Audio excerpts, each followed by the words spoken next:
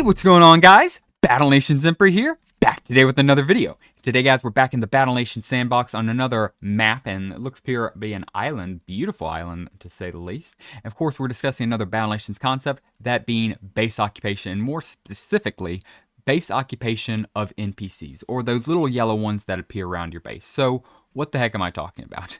So, if you've played Battle Nations for literally any period of time, it's right after the tutorial, and we all deal with it, whether you're max level or just starting off the game. You will notice these things. These are, of course, enemies occupying certain areas in the map. And of course, this happens all throughout the campaign. This happens in pretty much every single side mission.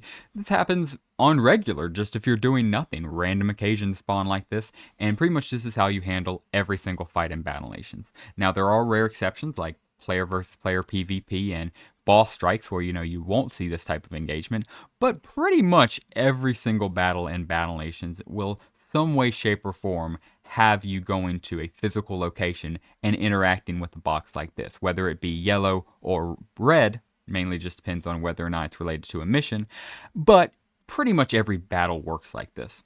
So, we are talking about the yellow ones that spawn at your base, that spawn with normally just raiders or critters of a certain type. Right now on Halloween, they're spawning with these guys right here, the infected, and they're just all over the place. You kill them, you do whatever. Cool.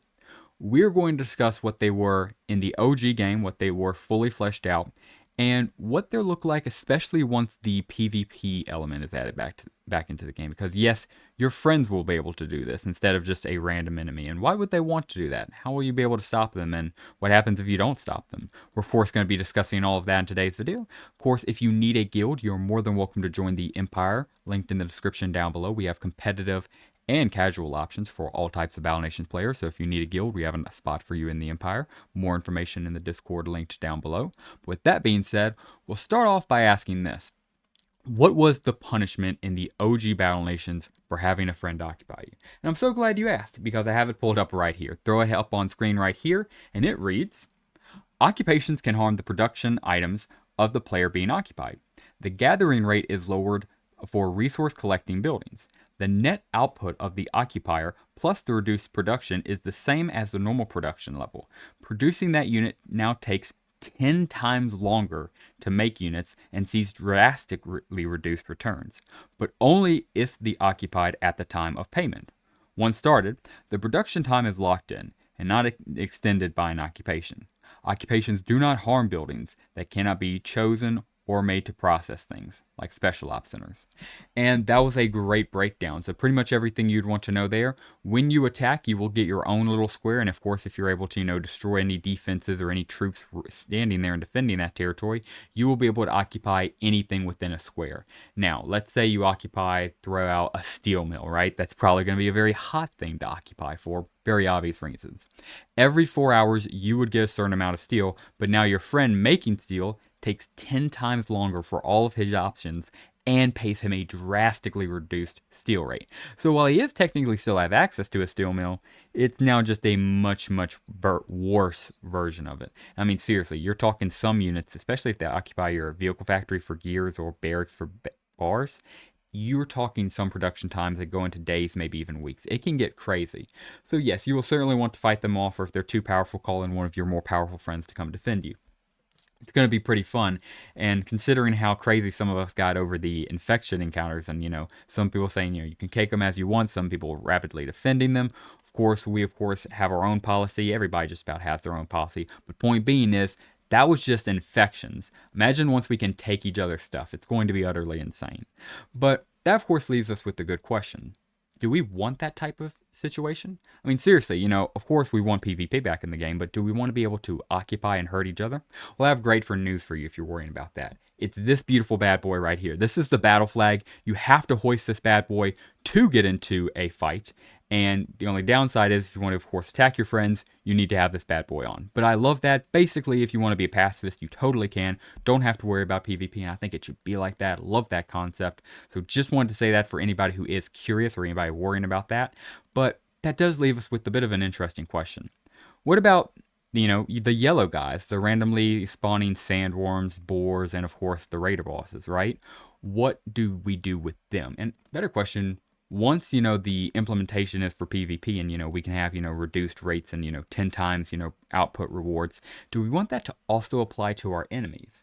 Now, as far as old Battle Nation goes, sometimes it was, sometimes it wasn't. Sometimes random NPCs did hurt your production, sometimes they didn't. It really just depends on the time and more importantly also where you were at in the game.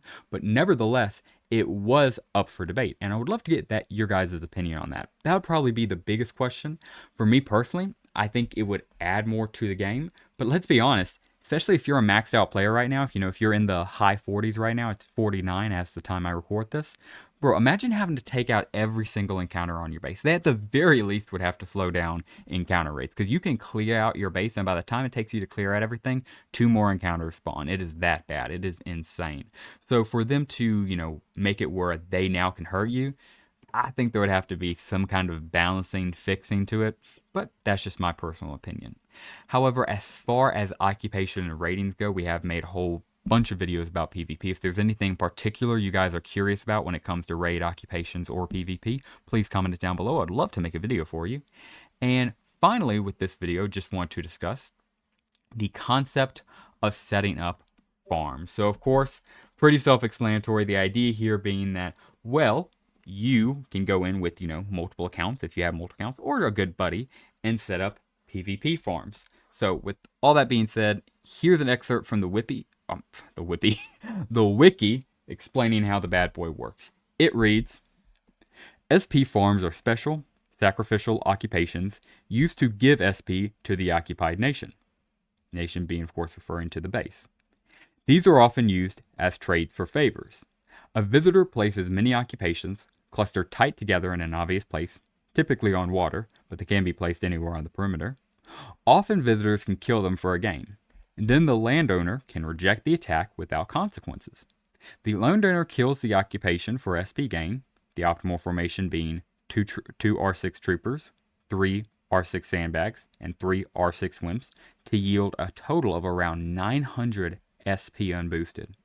The wimps are held on the second row by the edge placed by the sandbags. 1 trooper is placed on the third row and 1 trooper in. This formation offers a high amount of SP gain, low amount of attack strength, and is very low healing cost. So, what that means is all you would have to cost is just this right here. Pretty freaking cheap, just a few troopers, sandbags, and wimps. It would offer 900 SP unboosted, and the only reason they unboosted, of course, because they had access to purchasable SP boosts. So if you're going to do something like SP farming, you'd probably buy a boost right before doing it. But even unboosted, like, we would be right now, 900 SP for one battle is insane. And then finally, of course, it would be done for trades, favors. Some probably guilds would set it up. I know we would probably certainly be setting up. If it was of course allowed by Madrona, we'd probably be running them with all of our members. I imagine most guilds would probably be doing something similar. But I love the concept. I think it's very cool. It depends on how the community at large feels about it. If we want to monitor it, we can. But I say as long as everybody has access to it, as long as we can all do it. It's just a simple form of farming, training, making sure everybody gets better. And it's a community thing. You need help doing it. Friends set it up. I like it. But of course, would love to get your guys' opinions on that, because we're going to have a whole bunch of questions and a whole bunch more that we haven't even thought about or didn't even exist in the OG Battle Nations when these things come out. Because, again, the whole way this thing works is you had to reject the attack. Heck, in modern day Battle Nations, you can't reject the attack. As soon as somebody clears out your formation, you guys know what it's like. I mean, it just, shows this screen. You just have to accept it. Back in the day, you could deny somebody's help for an encounter on your base, and they just didn't help you out. You got nothing for it. And that would be great if, you want to deny, boss fights or, zombies. And I think they probably will eventually bring that back. But for right now, you can just take whatever. I think the only reason they did it for right now is, if not for coding reasons, was probably just they didn't want people having infinite SP farms, with the boss or elder sandworms, right? But I do love the concept coming back, and I love the concept of small-scale SP farms existing, as long as they're not explorative, but would love to hear you guys' opinion on that as well. And yeah, guys, with all that being said, that would just about do it for us. Just wanted to cover randomly reoccurring occupations, and also just tag in their SP farms, get you guys' opinion on that. Of course, SP is probably going to be right after guilds and boss strikes. That's the big focus. But man, I'm not going to lie, I'm pretty freaking hyped for player versus player, because once we get full multiplayer back in the game and they start advertising the game, we're only at 10, 20,000 players right now, and OG Battle Nations peaked at millions, so we have a long way to go. Still believe we are super early on. This game has so much potential. I love following it.